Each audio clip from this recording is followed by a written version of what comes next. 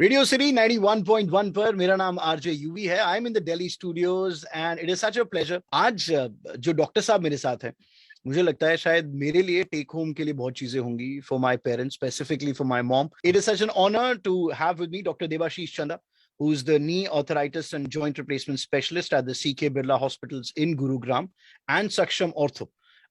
Sir, welcome to Radio City. How are you? Hi, Yuvi.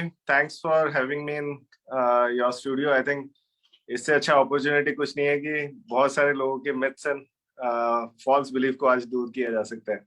You were talking about your father and your family member. I think knee arthritis starts way earlier than that. So बहुत लोगों को improve कर सकते हैं early stage पर. Sir, ये interaction के बाद मैं उनके पास वापस जा सकता हूँ. मेरा कंसर्न ये था that now I will have two more things to tell them after this conversation, I'm sure. Yes, definitely. You will have a lot of new things. Let's start it. So before going to the list of questions, Dr. Devashish, हमारी research team ने has put together little things. आपको gardening और trekking का बहुत शौक है. हाँ, gardening एक बहुत एडवेंचरस है सर, एक बहुत कंफर्ट देने वाली चीज है. So how come two contrasting things? Gardening का शौक तो आई थिंक मेरे पेरेंट्स के थ्रू आया है. पेरेंट्स, मम्मी बहुत ज्यादा गार्डनिंग करती थी तो उसी को देख के सीखा है. एंड लास्टली ट्रैकिंग एक्चुअली मेरे डॉग्स के कारण हुआ है.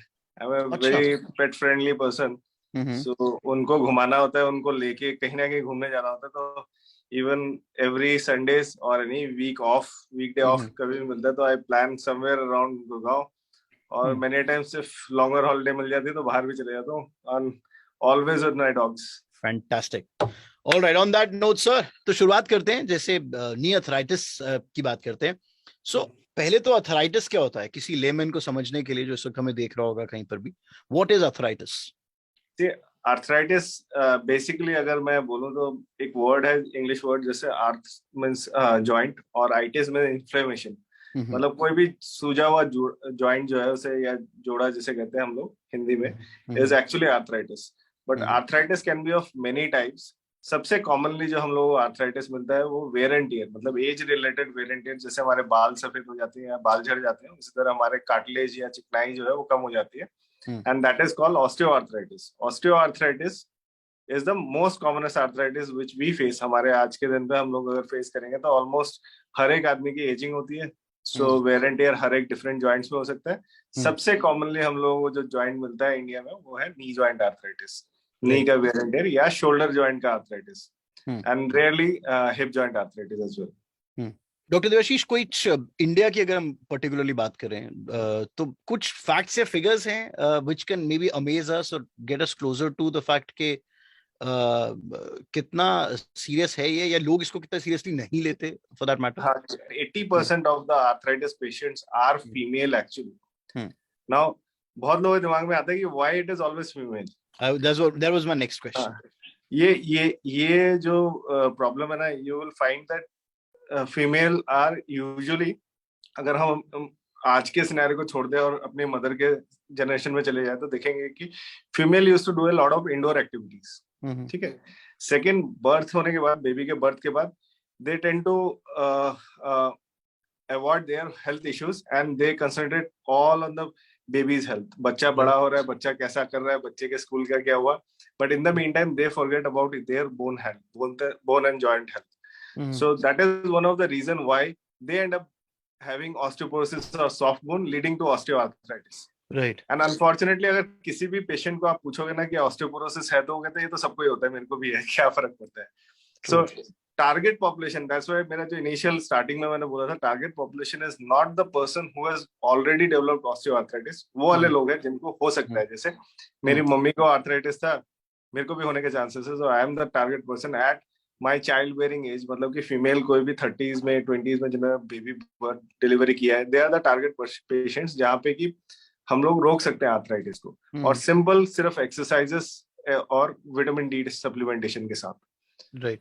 तो पहले क्या साइंस होते हैं सर, वो क्या इनिशियल साइंस हैं जब पता चल जाए कि? हाँ देखो, ये साइंस में जब तुम्हें बोलूंगा तुम्हें लगेगा इनमें से आधे तो मेरे को भी है. ठीक है. जैसे first and foremost thing, clicking sounds आना जॉइंट्स में से, कट की clicking sounds. Randomly भी? हाँ, randomly भी आना. So even if you Google it, you will find that crackling sounds are normal because we are not treating it. Right. But normal, not from my point of view, मेरे को तो clicking sound सुनने से लगता है कि this is going to be a future candidate, so we have to stop it. So that is the point where you should intervene. Click. Number 2 is muscular cramps, muscle cramps regular आना. Number 3 is bone pain, मतलब हड्डियों में दर्द होना. जैसे चलने से मैंने वॉक शुरू की, मैंने 1 महीना वॉक की, मेरे को लगता है शिन बोन में पेन हो गया. Most of the Indians will do कि वो वॉक रोक देंगे. They will never think about कि मुझे विटामिन डी डेफिशिएंसी हो रहा है, let's go and talk to a doctor. मैं वॉक ना रोकूं, मैं vitamin D supplement, calcium supplement लूं और मेरे बोन्स को अच्छा कर लूं ताकि मैं आगे और चल पाऊं. सो प्रॉब्लम यहाँ से स्टार्ट हो जाती है. जहां पे भी हम एक्सरसाइज करने जाते हैं, थोड़ा सा हिकअप आता है and we stop it and we do not consult at the right moment. Secondly, weight gain post pregnancy. Pregnancy के समय जितना भी टारगेट पॉपुलेशन का ये होता है कि वेट गेन, जैसे मैं बोलूं कि फीमेल्स का एक प्रेगनेंसी के समय 13 to 15 kg वेट गेन होना चाहिए. बट अनफॉर्चुनेटली ये हम लोगों के जो पढ़ाई में हमें डॉक्टरी में पढ़ाते थे 13 kg वेट गेन 9 months में होना है, ये एक एवरेज इंडियन, मतलब जो मैलनरिशमेंट को रोकने के लिए होता था. बट आज के दिन पे देखोगे people tend to gain 15, 20, 30 kg weight during pregnancy. इतना खाना खाते हैं, इतना चीजें खाते हैं कि उनकी जो जो जो डाइटरी हैबिट है कंप्लीटली चेंज होते हैं. After delivery they will not start exercises or they will continuously go into बच्चे के केयर में, and that 30 kg जो बढ़ गया है वेट वो हमेशा के लिए रह जाता है साथ में. 30 नहीं रहा, 20 भी रह गया तो हमारे लिए तो खराब ही है. तो that shedding down of weight, जितना प्रेगनेंसी के ड्यूरेशन में गेन किया वो सारा शेड आउट करना है. तो वो अगर हम टारगेट सोच ले तो मुझे लगता है कि फीमेल पॉपुलेशन को बचाया जा सकता है इस आर्थराइटिस से. सर समस्या तो पूरी आपने बता दी, कैसे बचा सकते हैं वो भी बता दिया. अब जो लोग इस एज से निकल चुके हैं उनके लिए क्या ट्रीटमेंट ऑप्शंस है? देखो, सबसे पहला जो भी इनफैक्ट किसी को भी जैसे क्लिकिंग साउंड्स आ रही है या वेट गेन बहुत ज्यादा है या बोन पेन होता है, इन लोगों के लिए सबसे इंपॉर्टेंट चीज है कि किसी भी एज पे आप खड़े हो, किसी भी स्टेज पे आप खड़े हो, स्टार्ट रेगुलर एक्सरसाइज ऑफ नी. बहुत सिंपल एक्सरसाइजेस है, मतलब यू वोंट बिलीव, मैंने 5-6 साल पहले एक यूट्यूब वीडियो बनाया था which is actually circulated by the patients, and इतनी सिंपल है कि लोग सोचते हैं कि यार इसको करके क्या होगा, इससे तो कुछ होगा ही नहीं, रहने दो. And unfortunately these simple exercises, quadriceps strengthening की 4-5 एक्सरसाइजेस अगर हम रेगुलर आधा घंटा डेली करें ना, that can itself prevent arthritis at any stage. मतलब कि आर्थराइटिस का कोई भी स्टेज हो उसको प्रिवेंट करने के लिए प्लस उसको ठीक करने में हेल्प करेगा. Number 2 is vitamin D regular intake. अब ये विटामिन डी, मतलब तुमने भी शायद सुना हो, ये भी तुम कोई भी बोलता है ना कि आपका विटामिन डी टेस्ट कराया होगा, तो नहीं मेरा भी कम है. और तुम पूछोगे यार कम है तो बढ़ाते क्यों नहीं, कहते कि बढ़ाए क्या होगा, सबका ही कम आता है. ठीक है, एक्चुअली में इस संडे की कल की कॉन्वर्सेशन नहीं. ओके, सो दिस इज ऐसा डायलॉग ना, मैं सिंपल एग्जांपल देता हूँ कि सोचो तुम एक पेरेंट के डैड हो और तुम्हारा बच्चा आगे कहता है पापा मैं तो फेल हो गया. तुम कहते हो फेल क्यों हो गए, कहते सर पापा पूरी क्लास फेल हो गई, तो क्या फर्क पड़ता है, मैं भी फेल हो गया. सो ये डायलॉग मुझे इसी तरह लगता है कि जब पेशेंट किसी से भी पूछता हूँ कि विटामिन डी कितना लेते हो कि नहीं जी मेरा भी कम है, पड़ोसी का भी कम है, ऑफिस में सबका ही कम है, कोई फर्क नहीं पड़ता है, तो सबका ही कम होता है. तो उस एटीट्यूड से बाहर निकले और विटामिन डी को हाई करने की सोचे. ठीक है, तो जैसे 30 to 100 is normal, try to be on 80, 90, 100. जैसे एग्जाम में मार्क्स 80, 90, 100 ही अच्छे लगते हैं ना, वैसे ही विटामिन डी भी बहुत ही इंपॉर्टेंट चीज है, हायर रेंज पे एम करें. Right. And next is shedding down weight. किसी भी स्टेज पे अगर मैं 1 किलो वेट भी लूज करता हूँ, say my weight is 60 kg, if I make it 59, weight कहाँ से रिलीव होगा, नी जॉइंट से रिलीव होने वाला है. तो जो भी जॉइंट वेट बेयरिंग जॉइंट है, it is like a car where the car tyre is wearing out और आप उसके ऊपर और वेट ला दो, थोड़ा सा वेट कम कर दो, it is going to help you at any stage. These 3 minimum steps will help everyone. किसी का भी नी में पेन है, it will help everyone. Right.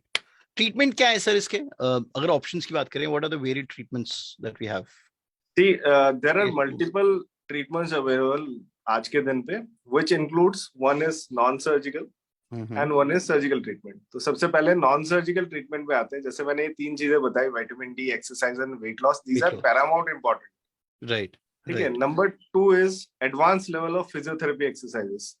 किसी को अगर परसिस्टेंट पेन रहता है तो हम लोग उनको कुछ ऐसी गाइडेड एक्सरसाइजेस कराते हैं, अगर वो रेगुलर कर पाते हैं तो उनसे कार्टिलेज रीजनरेशन होता है.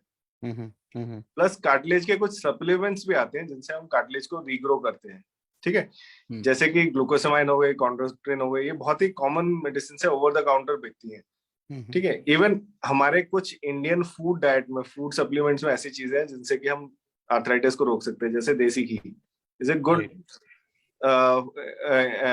supplement for cartilage. Number 2 is turmeric, and number 3 is sesame seeds. These are very good. So ये कंजर्वेटिव मैनेजमेंट में आ जाते हैं। कंजर्वेटिव में और भी चीजें आती है, जैसे माइनर कार्टिलेज, छोटे छोटे डेंट्स है, उनमें हम लोग लुब्रिकेशन जेल्स इंजेक्ट करते हैं नी में। नंबर 2 इज कुछ ग्रोथ फैक्टर्स जैसे पीआरपी या स्टेम सेल्स होते हैं, उनको इंजेक्ट करते हैं, जिनमें कि जो कार्टिलेज रीग्रो कर सकता है अर्ली एज में, यंग एज में, जैसे 30s 40s 50s में पेशेंट की कार्टिलेज डैमेज है, उनमें हम लोग ये सारी चीजें कर सकते हैं। इसके अलावा जो सेकंड लेवल आता है कि जिनमें कार्टिलेज बहुत ज्यादा डैमेज हो गया, उनमें सर्जिकल ऑप्शंस, अगर हमारे कंजर्वेटिव चीजें फेल कर गई हैं, अभी फायदा नहीं होगा उनसे। राइट। देखो, जितना अर्ली डॉक्टर के पास पहुंचेंगे, मैं एक जस्ट सिंपल एग्जांपल देता हूँ कि मेरा कार्टिलेज डिफेक्ट जो है वो 0.1 मिलीमीटर टू 1 मिलीमीटर है साइजेस में, ठीक है। एक छोटा सा पैच ऑफ कार्टिलेज खराब हुआ है। ये ऐसे पोजीशंस है जिनमें most of the time patient पूछते नहीं है। जैसे मैंने तुम्हें बताया, क्लिकिंग साउंड आना, इसका मतलब मेरा कार्टिलेज जो है वो अनइवन होना, ऊंचा नीचा होना शुरू हो रहा है। इस स्टेज में 90% पेशेंट गूगल करते हैं, गूगल में दिखता है कि इट इज ओके, ठीक है। सो एक्सरसाइजेस का रोल इस स्टेज से स्टार्ट हो जाता है। तो sooner you reach, we can definitely defer और maybe even delay the surgical options को, ठीक है। सो ऐसा नहीं है कि हम देर से आए। और बहुत समय क्या होता है कि जैसे मैं एक्सरे में बहुत खराब जॉइंट देख रहा हूँ, बट मेरे हिसाब से first is that you go for non-surgical treatments first, so that the patient is convinced कि मैंने सारी चीजें ट्राई की है। जैसे 60s में भी ऐसा जरूरी नहीं है कि सीधा ही सर्जरी के लिए बोले हम लोग, ठीक है। So that is another aspect you have to understand that every patient is different, सब डिफरेंट है। कुछ लोग ऐसे हैं जो फर्स्ट टाइम 60s में आ रहे हैं दिखाने के लिए, उससे पहले कोई पेन नहीं था।